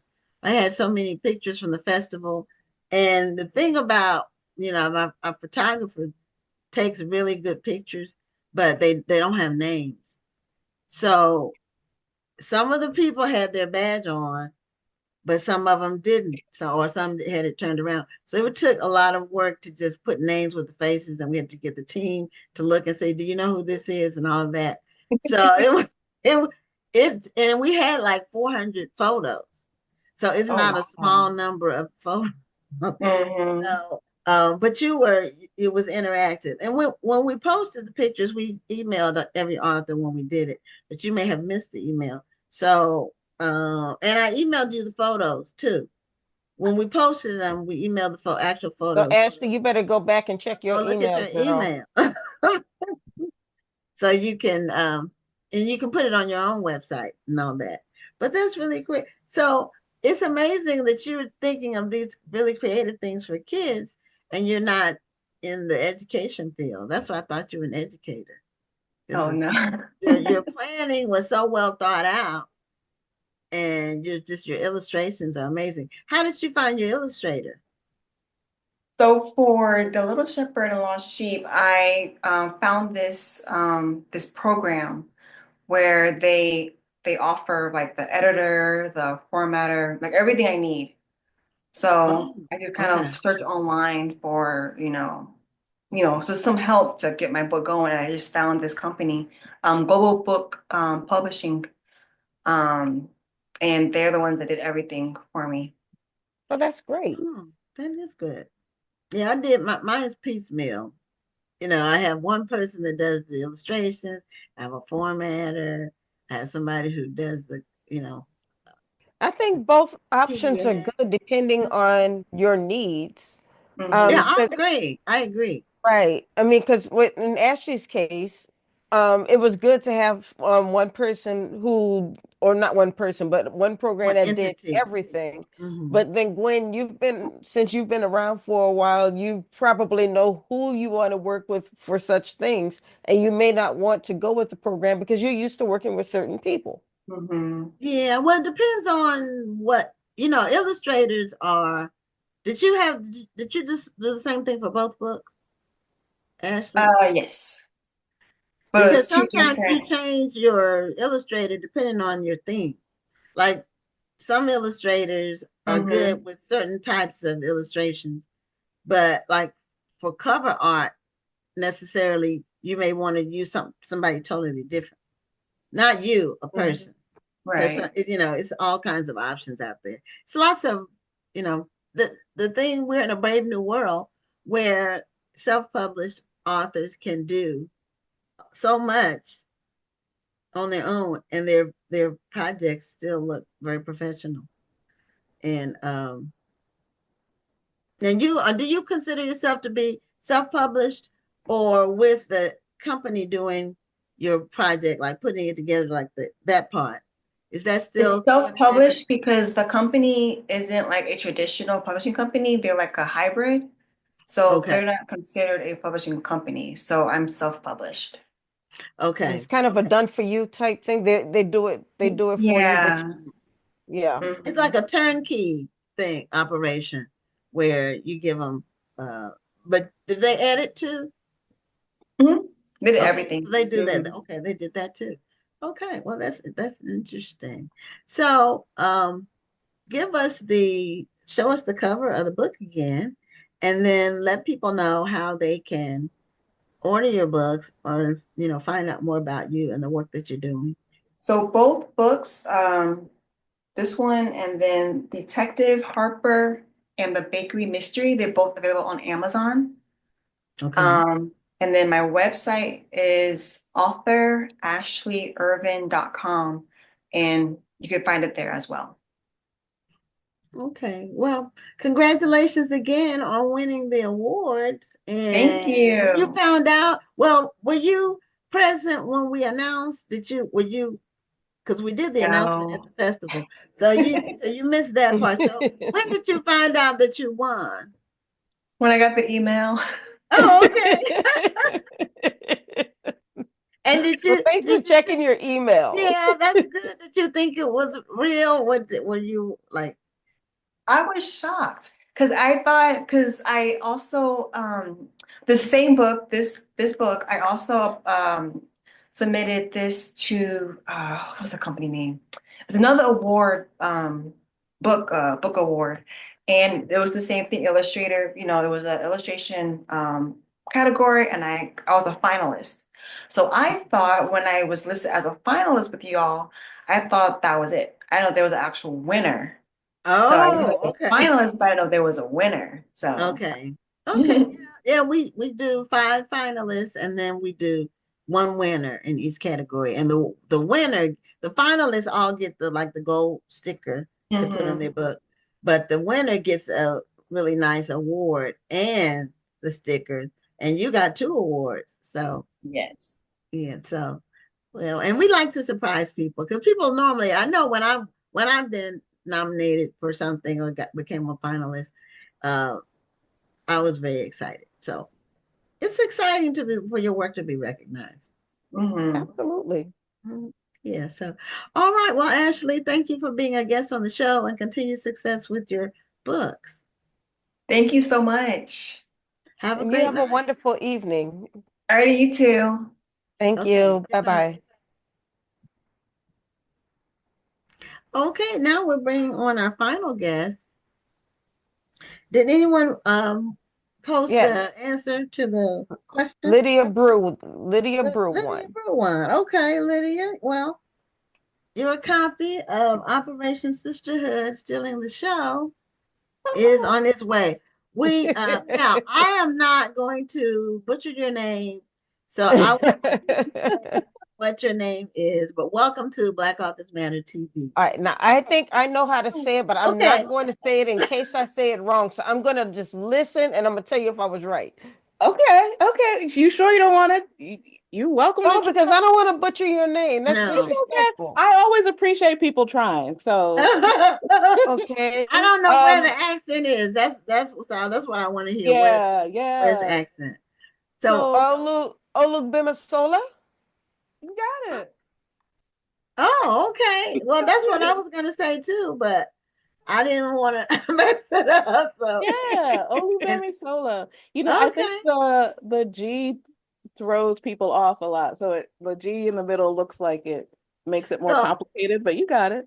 so the accent is on the O. Yeah, Olugbemisola. Mhm. And the G is almost like it's silent because it's a Yoruba name, and in Yoruba, GB is one letter. Okay. Oh, okay, okay. And Ruday, And it's Perkovich. really an American accent Okay, there. now Perkovich is Perkovich not is an not African name. Yoruba. It's not No, Yoruba. it is definitely not Yoruba. That's my husband's last name. That's a Croatian name. Okay. And where is he from? Well, his grandfather, on his father's side, Croatia. Okay, Oh, okay. interesting. Yeah. Perkovich. Okay. So, were they Muslim? My family? No, his family. There was No, Croatian. That's- no. Okay. Christian. Yeah, Oh, okay. Because yeah, there's a Muslim community in Croatia. yeah. Mhm. So your book, now this is a young adult fiction, I guess, or is it middle grade? What is it It's considered? middle grade, but it's, Okay. I always feel like books always find the right readers. And so, like, I will enjoy some middle grade books. I enjoy picture books. It's for That is whoever true. wants to read. That is true. Because And how adults many tell me books? they read my children's books and enjoy them. So, Yeah, it exactly. was Exactly. written for your daughter or your granddaughter, but then they said they were blessed by it too. So, Exactly.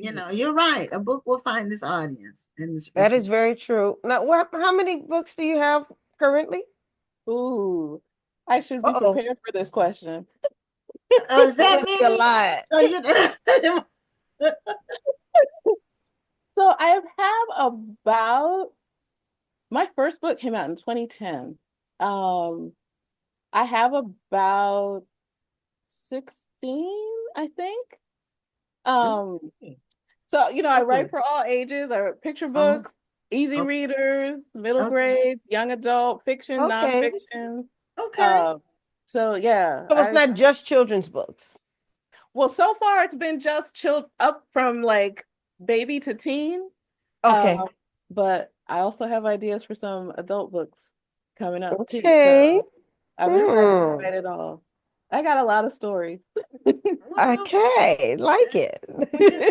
I that's see that you also are into crocheting. I'm a knitter. My sister, Knitting. yes, my sister is a crocheter, so we battle. But yeah, all I'm a those knitter. rolls of yarn behind you. Yes, Yes, yes. a woman of many talents. Love that. Do So you So do you now, crochet? Oh, I'm sorry, do you crochet not at or? all. Oh. me either. But when I was a kid, I used to do the latch hook though. Oh yeah. I used to love doing that. I never Yes. tried. The closest I got to it, now this is way back. It's not even crocheting. They used to have when you made a pot holder and they Yes, had these little metal the things thing that you where you you would Yeah. put that's the closest I got to crocheting. oh, that was But fun I could too. sew. I really was a really good seamstress I mean, I made really, really nice outfits where I would take the pattern, but I would still, alter it, Do put my your own thing. style to it. Yeah. But I gave that up several years ago. But I can still do my own buttons and hemming if it's not like a formal or something like that. I Oh, can't, that's I nice. wouldn't do that. Or something with a lining. Linings are challenging when you're Lining, hemming. yeah, I can't. I love to sew, but I can't do like linings. And, Yeah, yeah, those I I do. I keep it let a simple. professional do that. Yeah. And I try what I So, try to do to get around it is get a petite.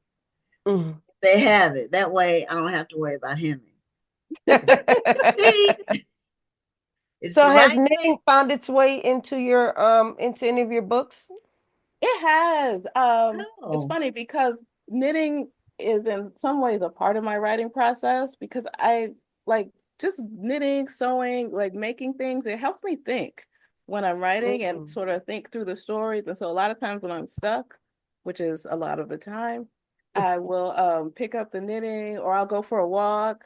Um, I had a knitting teacher once who was telling me that like the old knitters used to walk and knit. Um, so I try that sometimes.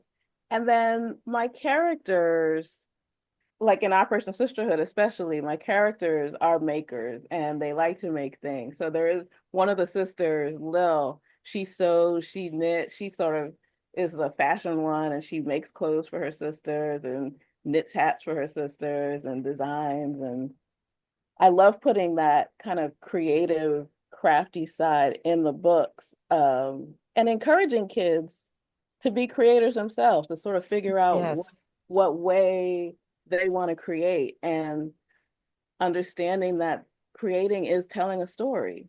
And the things Hmm. that we make tell stories about ourselves, and they're a way to sort of share our stories.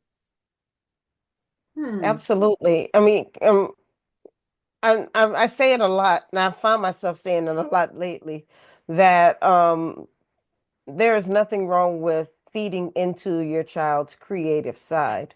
Yeah. I think often, in fact, I even saw a post on Facebook, on Instagram today, where it said, "Me, I'm a writer," and then them, and then it had them. Okay, but what do you do for a living? You know, people don't think of your writing as your Yeah. job. As work. Yeah, Right, yeah, as work. yeah. Yeah, it's funny. A lot of times people will be like, "Oh, I wish I could write. I could just sit there and wait for the ideas to come and get up and look out the window." And I'm like, "Yeah, it's the daily work of writing." It's not as romantic as you might think it is. Exactly. You all know. Yeah. Yeah, and um, not that many people from a percentage standpoint. Like if you take all the writers who write books, even if they write one book or one book forever or one book a year or however, not that many percentage wise make a living with it. Yeah. Mhm. For most people, meaning that's all they do for their bills, Yeah. Yeah, Yeah. I'm just pay trying their to get my mortgage or life to whatever.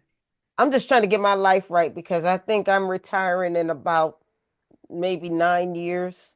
So I need my writing to go ahead and replace my income. Yeah. So Yeah. I Yeah. got to get my Yeah. life right. Yeah, I I think mean, it yeah. takes a lot of books, or it takes a huge sales of a couple of books. Well, Couple of I'm But gonna do something. either I'm way, doing something. yeah, whatever works, whatever makes it add up, you know, Right. to to uh Yeah. to work. Uh, and this Operation Sisterhood, I like the illustrations on the front. It looks like they're in a band.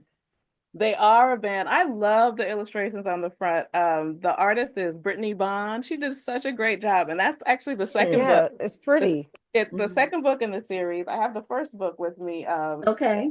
and she did that too. Oh, okay. Just did such a great job with the cover, and they are a band. So in the first book, the main character is Bo. So she's kind of coming in as a new sister into the family. And she's a little bit like, what are these people? This is a family that homeschools and they sort of live in a different way than she's used to. So she's coming Mm. from a sort of a very traditional childhood, and they seem kind of free, and they're doing all these creative things, and they have all these animals in their house. They got chickens in the backyard, in Harlem, and so and they're musicians, and she is a drummer. And so in that first book, it's about them kind of becoming their band, Operation Sisterhood, and sort of coming together and understanding. She's understanding that sometimes she has to set boundaries Yes. with people, and sometimes she has to be flexible and learn new things. And so in the second book, Operation Sisterhood Stealing the Show, it's told from the point of view of Sunday, one of the other sisters. And she's the one who's like enthusiastic. She got all the big ideas. She's the writer. Um, and she's starting to feel, which I think is a thing that a lot of kids, I know I felt it, a lot of kids feel like right around that age, 10, 11-ish, where she's like, well, my sisters are getting all this attention. Like people think they're special for all these different reasons. People, and I want to be noticed. I want to figure out how I can shine. And she basically has to come to understand that she can shine without dimming anyone else's light. That Mhm. she has a light, that she doesn't have to do something big. She doesn't have to do something spectacular. She thinks she has to put on the produce and write and direct and star in a big show. She's going to do this big show and just dazzle everybody. But understanding that the small stories of their community, the ways that she cares about people of different generations in her community, the ways that she understands, they have a community garden that they kind of gather in and talk and learn about each other in, and that those are the things, those small stories are important, and those small stories are ways that everybody shines. And when they all do, and when they all kind of come together to this community effort and celebrate their community, celebrate their heritage, celebrate themselves, they shine that light out. Love that. Mhm. That's a great lesson for people of any age, I think. I think so. I always need to learn it over and over again. Yeah, we each have our own unique life, We do. and we have to learn to appreciate the uniqueness of ours and not compare it to someone else's. And that's Exactly. hard. That Agreed. can be hard to do, even It's as an adult. exactly, exactly. Yeah, because Rhonda, she's juggling A lot. so many balls. I thought I was a juggler. Now I've pulled back on some of my juggling. So I'm slowly pulling back on some of my juggling, but yeah, what Gwen is saying is there are times when I come straight from my day job right right in front of this computer. Yeah, I have yeah. just enough time to eat a little bit of dinner, and then I come right in front of the computer. And so I'm trying to get rid of some of the balls that I'm juggling. You're juggling. Yeah. Yeah. And I yeah, think sometimes there's so much pressure to keep to juggle so many balls and to keep doing things. And I love to encourage in my writing for people of all ages to remember to just celebrate who we are, not just what we do, and not think that Right. our value comes from what we do, but that who we are, even as we sort of celebrate Black excellence or Black girl magic and all these things, but just being ordinary Black people is a beautiful thing. And like we don't always Hmm. have to keep achieving to have worth, that our worth is just in us, in who we are as ourselves. yeah, we don't have to always feel like we have something to prove To prove, Right. exactly, exactly, all the time, and exactly. we don't. Now, uh, now, Rhonda, I on Tuesday I intentionally make my day short before the show, Hmm. because after the show, even though it may seem like we're just sitting talking, and it takes a lot of brain power. I mean, it really Yeah. does. Well, And what I've started doing though is because I do a lot of work, like working on the ghostwriting project. I'm working on press releases and things like that. I've made the decision that I don't work on those things on Mondays and Tuesdays because those are my show days. Yeah. Okay. So Yeah. Okay. Yeah. um I have, so if I know if yeah. I'm going straight from work to the podcast, I'm too tired to try to do something Yeah. else afterwards. So I Mhm. usually save all of that for Wednesday on. And then if people want to meet with me, like if I have to teach a class or if I have a meeting, I usually try to save those until Wednesday, like a meeting with my ghostwriting client tomorrow, because Yeah. I did not want to try to squeeze that in before this show. Yeah. Now, I Yeah. did meet with a client today, but that was a phone conversation that I was able to have on my way home from work. So it was easy to do that one. But Yeah. that I means don't you want have to. to bring so many You have different to. things to the table You because, really like, the do. type of writing you do for ghostwriting is very different from writing press releases, and then the type of these Yeah. This conversations, is. like, Yeah. It. It.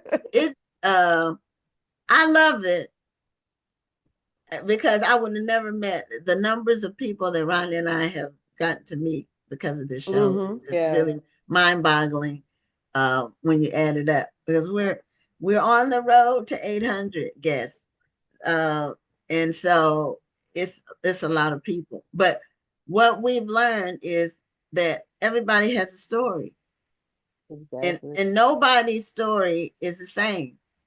Absolutely. Yeah, yeah. You know. That's whenever I visit schools or libraries, I'm always saying your story is precious. Your story has so much power and so much value.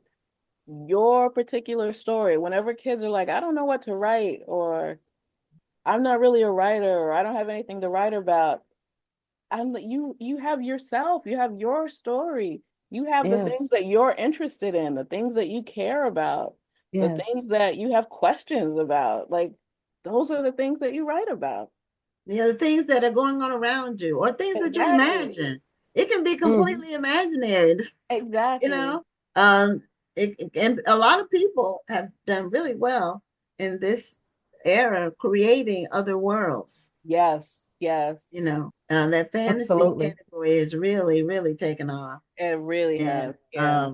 people that takes some creativity, some serious Yeah. creativity to just create a whole nother world with Yeah. people and timelines and creatures, and it's Yeah. that's a whole different But you level. mentioned that that you talk to kids and you go to libraries. So is that something that you do regularly in connection with your books, or is that just Yes. something that I you're mean, doing? it Okay. started out because for a long time, I worked in literacy.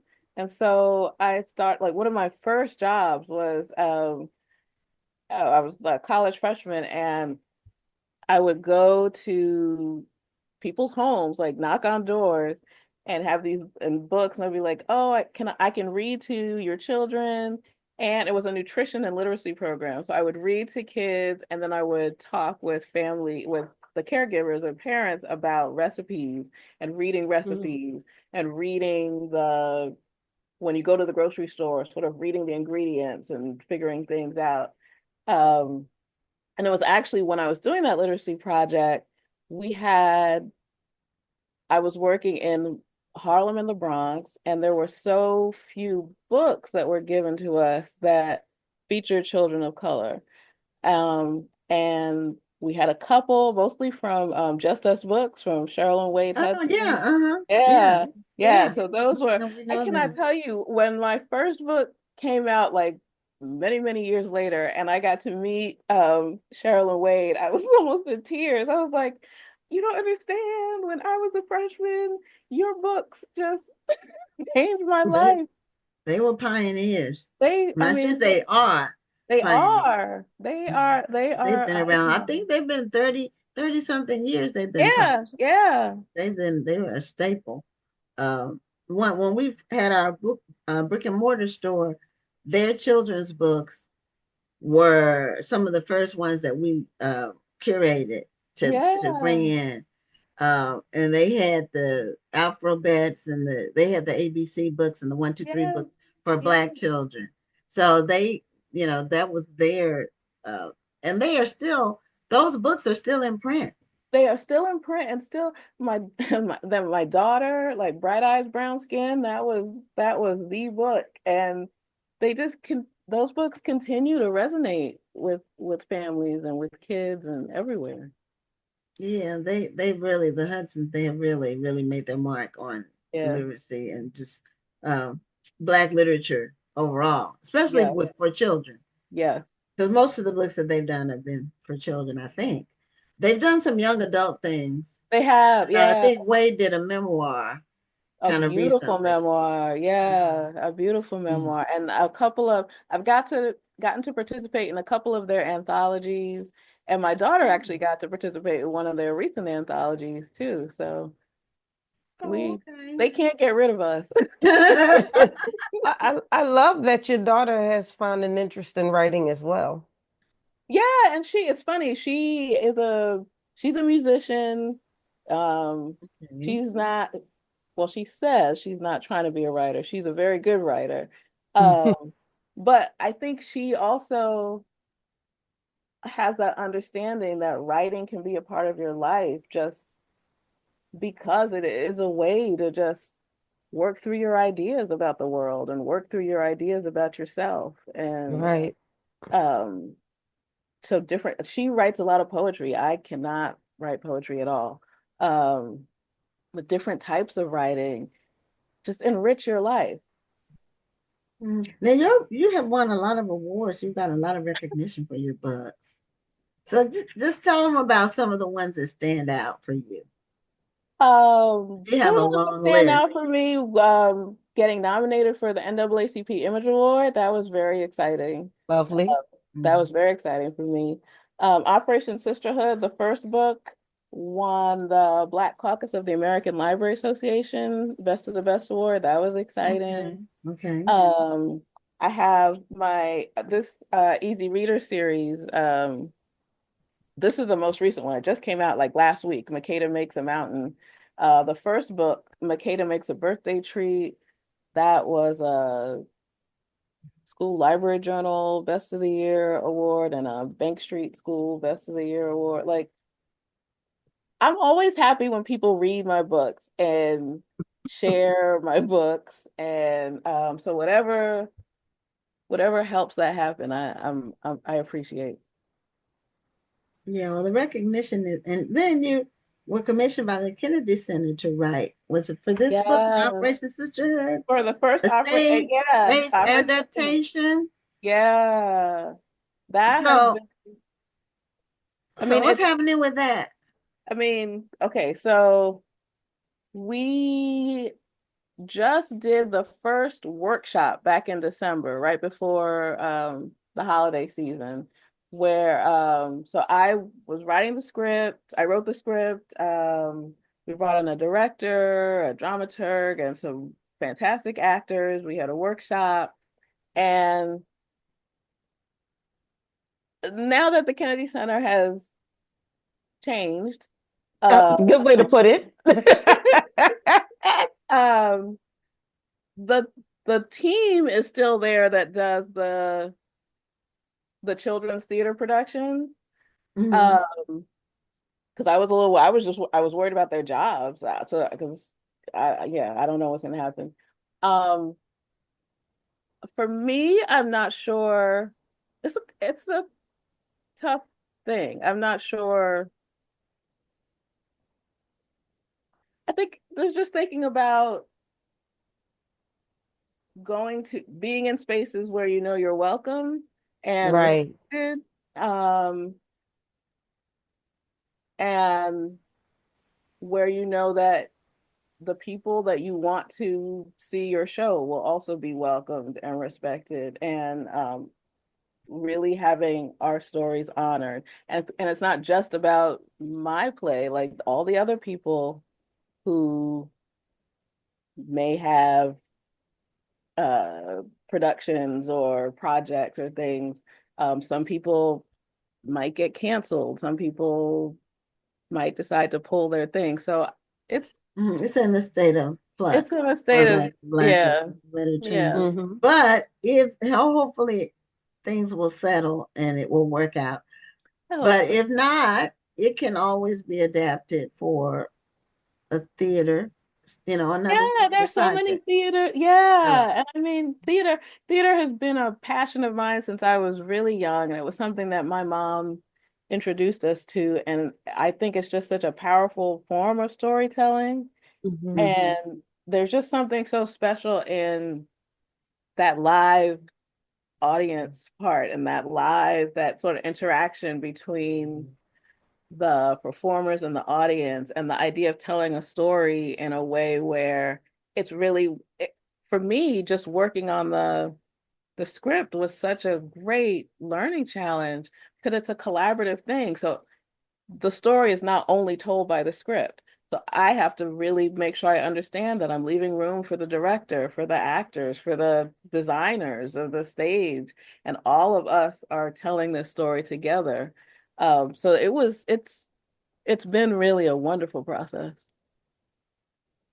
Yeah, sounds like it. Now, are you wearing the Black Children's Book Book Week week, yeah, shirt? we just finished. Yeah, Okay, okay. Veronica was on the show yes, last I week. know. I kept looking at your shirt and I look at the colors and I said, that looks like the same color scheme for the Black Yeah, Children's Book Week. Well, I she's said, I didn't know you all were affiliated in any way. she's So, doing such amazing work. I'm happy to support Yes, her. I Yeah. agree. yeah, I think she was going to send Yeah, us a t-shirt. She sent me a yeah, notice, an connect address with number. her. Yeah, she did. She did. So what's now this book now available Yes, or is Operation it Sisterhood okay? Stealing the Show is Okay. available Okay. wherever you get your books, Okay. library stores. Yeah. And this Operation Sisterhood, is this an ongoing theme that you're using? Yes. So I'm hoping, because they're four sisters, I'm hoping that there will be four books in the series. Um, Okay. we shall see. Okay. And I like it because it's hardcover, even though it's a middle grade book, but Yeah, yeah. The first hardcover. I one think those just came. books lend themselves well to being hardcover books, though. And Yeah, durable on the shelf, Right, exactly. you know. yeah. So so this is part of a series. This is book two. This is book two. And Yeah, book hopefully one there is will in be some paperback more. now. Oh, it's in paperback. Yeah, book one is in Book paperback now. one is in paperback Yeah, because this is the new one because yeah. the publisher sent us this, and so we did give it away. We always use trivia Thank to you. give books away, and the trivia question was, what was the Sunday's friend in the neighborhood was a TV star? What was the TV star's name? Oh, thank you. Yeah. So someone answered it, and then one of our viewers, one of our regular, we have a regular crew that really Right. gets the books for the giveaways. It's like a competition. And Oh, I love that. they are They're serious about serious. it. They Like are. I said the answer before so and so did. Did you see my Sometimes answer? they say, okay, we have to go back in the chat and look and see what dropped We have to first. look at the time and date stamp. So Love Lydia won that. tonight, and Lydia Bruce, she's a regular viewer, and we're going to be sending her copy. Oh, wonderful. I'm happy to send you some I have some stickers for the book. So I can send them to you to send on to her or something like Cool. Well, normally I mail them right away, but that. Oh, okay. what are the stickers? What's on the sticker? The cover, and then I have little cards, one for each sister. Okay. Well, I don't think Oh, Lydia would mind getting that with this. So when we are done, I'll email you the address to send it to. okay. Okay. Yeah, I'll get them Okay. out. Okay. Well, thank you so much for being a guest on Black Office Matter Well, TV. thank you And so much for having me. congratulations on all of your awards and publishing. Thank you It's so like you much have for an having award for me. almost every book, which is great. That's awesome. Great. Well, Wonderful. I'm really honored to be here. Thank you so much for having me and for this conversation and for just everything that you're doing to amplify our voices and share these stories. And I know it's a lot of work and it's much appreciated. Well, we thank you for everything that you're doing as well. Continue to motivate and inspire. Thank you. All right. Have a good night. You too. Take care. Bye. Okay. Bye bye. Bye. Well, that's it for this week. You know, we have all of the next 3 shows are completely booked. So this is a busy time. We had a lot of new releases coming Mhm. out. And so the authors are most of them the interviews are timed with their release date if we could, or as close to it as we could get. So Yes. that's it for this week. And we'll see you next Tuesday for another episode of Black Authors Matter TV. I'm Gwen Richardson signing off. And I'm Dr. Rhonda Lawson. Have a wonderful evening and a great week. Thank you for tuning in and join us next Tuesday at 7 p.m. Central, 8 p.m. Eastern for another edition of Black Authors Matter TV.